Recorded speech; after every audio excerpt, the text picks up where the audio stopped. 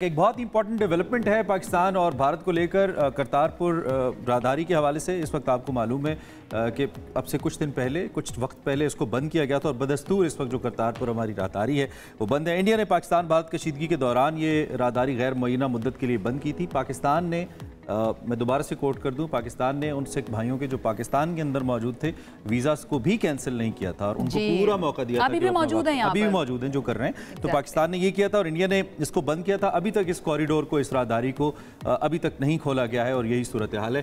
और once again मेरे ख्याल में एक और negative gesture after Amritsar attack जो सिखों के ऊपर उनकी अपनी स्टेट ने किया, ये एक और अटैक है और ये ज्यादा संगीन और अटैक है और ये इंडिया की तरफ से ही बंद किया गया। पाकिस्तान की तरफ से ये राहदारी खुली हुई है। इंडिया की तरफ से ना कुछ बताया जा रहा है कि कितने यात्री जो हैं वो आना चाहते हैं, कोई तफसीलात शेयर नहीं की जा रही है। और वहाँ पर जो इंतजामिया मौजूद है वो कहते हैं कि हम तो तैयार बैठे हुए हैं, अपने सिख भाइयों का इंतजार कर रहे हैं, उनकी मेज़बानी के लिए हमारे इंतजामात पूरे हैं। लेकिन सिख कम्युनिटी जो है उसको अपने मजहबी हुकूक से महरूम रखा जा रहा है भारत की तरफ से। ये भी आपको क्लियर करते हैं, भारत की जानिब से ये बंद किया गया है और वो बहुत ज़्यादा परेशान भी नज़र आ रहे हैं। इस पर बात कर लेते हैं। हमारे साथ मौजूद हैं वज़ीर बराए अक़लियती उमूर रमेश सिंह अरोड़ा साहब, उनकी तरफ चलते हैं। बहुत शुक्रिया अरोड़ा साहब हमें ज्वाइन करने के लिए। सबसे पहले तो आप कहेंगे क्या इस सारी सिचुएशन के ऊपर भारत की जानिब से जो रवैया इख्तियार किया जा रहा है, एक तरह से हम कह सकते हैं कमजरफी दिखाई जा रही है भारत की तरफ से कि सिख यात्री जो हैं उनको भी नहीं आने दिया जा रहा।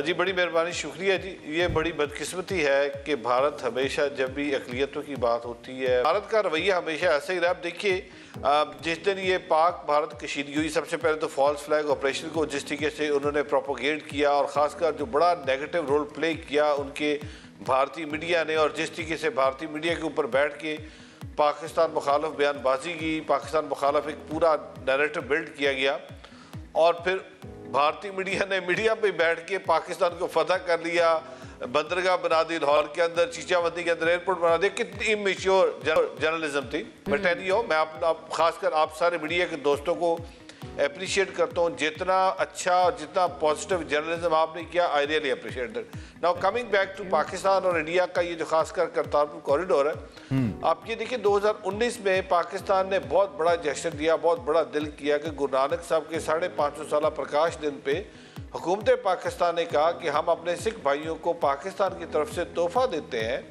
कि हम ये करतारपुर की राहदारी, जिसके लिए सिख कौम पिछले 77 ईयर्स से दुआएं कर रही है, अरदासें कर रही है और बार बार डिमांड आ रही है, तो हम ये राहदारी खोल रहे हैं। हमने राहदारी खोली, MOU साइन हुआ कि 5000 रोज़ाना की बुनियाद पे हमारे यात्री जो है वो तशरीफ़ ला सकते हैं और में कोई तकसीम नहीं होगी हिंदू मुस्लिम सिख मसीह की, एनीवन कैन कम।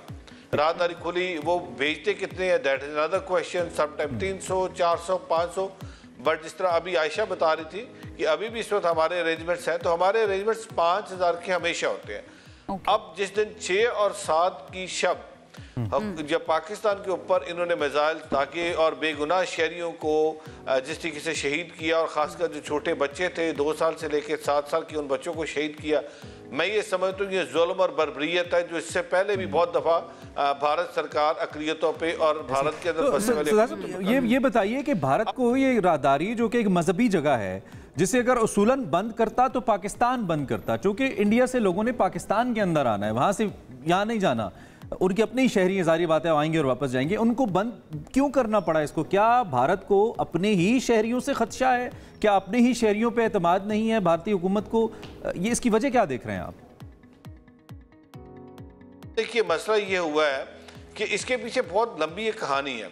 अब देखिए जिस दिन ये वाकया शुरू होता है फॉल्स फ्लैग का, हमारी सिख कम्युनिटी ने कहा हम पाकिस्तान के साथ हैं, पाकिस्तान की इस मौक़िफ़ के साथ है कि वो अमन की बात करते हैं और पाकिस्तान की जो धरती है वो अमन की धरती है। आप मेरी परसों की जो पंजाब असम्बली के अंदर मैंने स्पीच की, उसमें भी मैंने अपने सिख भाइयों को अप्रिशिएट किया। अब जब भारत के अंदर बसने वाला सिख भारत की अपनी पॉलिसी जो मोदी की पॉलिसी उसके अगेंस्ट खड़ा है, तो सर्टनली उन्होंने ऐसे ओछे हथकंडे अपनाए कि ननकाना साहब पे ड्रोन भिजवा दिया, फिर अमृतसर साहब के ऊपर उन्होंने 4 मिसाइल दागे। इसी तरीके से 7 तारीख को उन्होंने ये किया है कि 7 तारीख के बाद 8 तारीख को उन्होंने करतारपुर सब कॉरिडोर बंद कर दिया।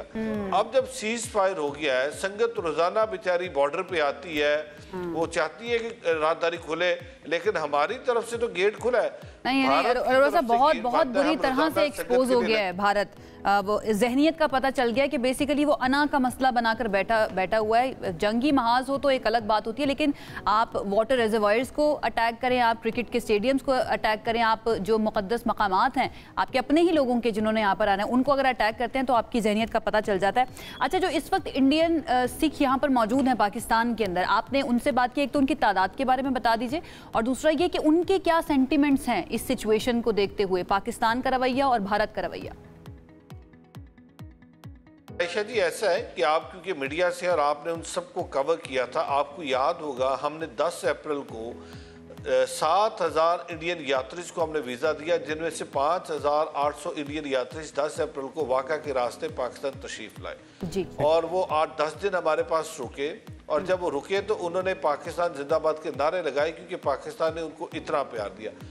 20 अप्रैल को वो सारे यात्री वापस जा चुके थे और 22 अप्रैल को ये ऑपरेशन होता है। तो इस वक्त तो हमारे पास भारत से कोई भी यात्री नहीं है, जितने यात्री तशरीफ लाए थे वो वापस चले गए, लेकिन हमने किसी भी भारतीय यात्री का जो इक्का दुक्का पाकिस्तान के अंदर मौजूद, हमने किसी का वीजा कैंसिल नहीं किया। They can stay over here. Likewise हमने ये भी कहा था कि जो भारत से हमारे सिख यात्री पाकिस्तान तशरीफ लाना चाहते हैं, हुकूमत पाकिस्तान उनको वीज़ा इशू करेगी, वो आए अपने मजहबी मुकामा देख के। लाइकवाइज जिस तरह इमरान साहब शुरू में बता रहे थे, हमने करतारपुर साहब भी बंद नहीं किया। करतारपुर साहब हमारी तरफ से खुला है और हम रोजाना की बुनियाद पे वहाँ पे इंतजामात करते हैं।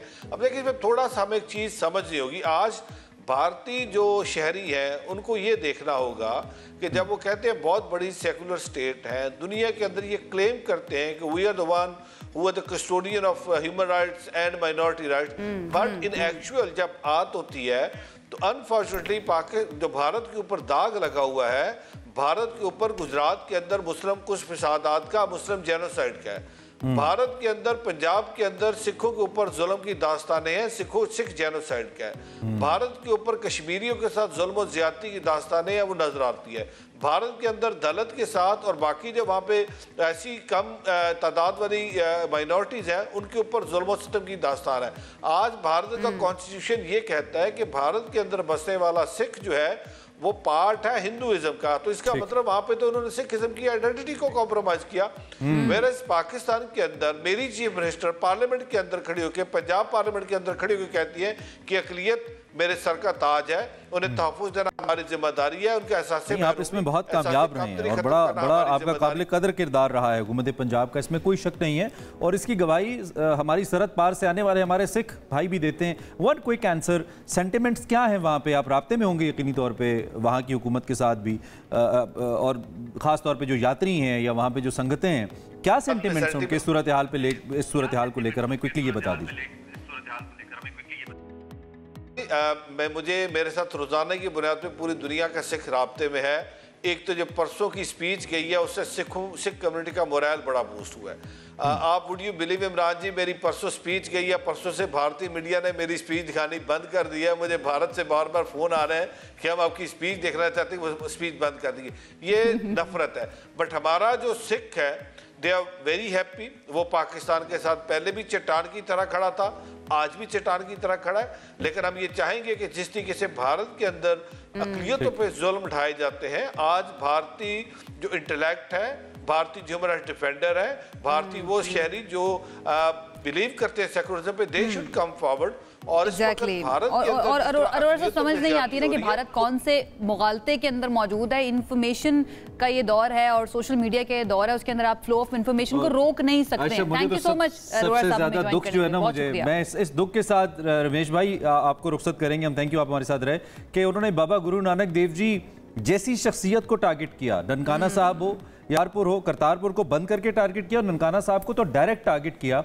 सिखों के इमोशंस तो जुड़े हैं, आपके तो होने ही हैं, आपके क्या जुड़े हैं, जो उनकी तालीमात है उससे हमारे इमोशंस भी जुड़े हैं। वो हमारे भी वैसे ही बाबा जी, हम उनका उतना ही एहतराम करते हैं क्योंकि उन्होंने हमेशा पीस और लव की बात की है। और पाकिस्तान की गवर्नमेंट का भी मौजूदा मौक़िफ़, हमारी आर्मी का भी यही रहा है कि लेट्स टॉक अबाउट पीस।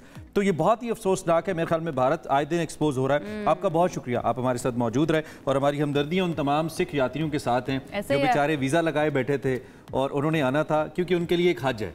और हज अगर डिले हो जाए तो कितना दुख होता है। और हम इंतजार कर रहे हैं। भारतीय हुकूमत बहुत सारे सिख भाइयों का, हमारे दरवाजे खुले, आपका हज डिले कर रही है, हम नहीं चाहते, आप दिल से आइए, हम आपको इंशाल्लाह पूरी जगह, पूरी इज्जत, पूरा सम्मान देंगे।